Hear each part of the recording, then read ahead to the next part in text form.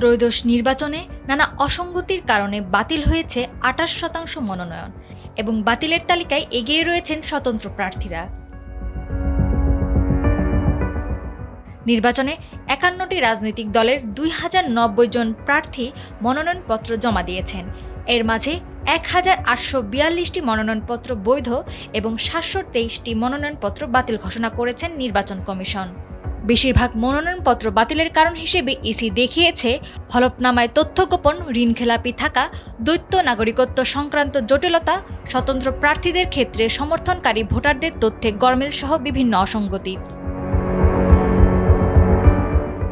এবং মনোনয়ন বাতিলের ক্ষেত্রে স্বতন্ত্র প্রার্থীর এগিয়ে থাকার ব্যাপারে নির্বাচন কমিশন বলছে ১% ভোটারের স্বাক্ষর সংগ্রহে জটিলতা। তবে প্রার্থিতা বাতিলে রিটার্নিং কর্মকর্তা বা সহকারী রিটার্নিং কর্মকর্তা সিদ্ধান্তের বিরুদ্ধে আপিল করার সুযোগ পাবেন প্রার্থীরা। কমিশন বলছে আগামী ৯ জানুয়ারি পর্যন্ত আপিল করা যাবে।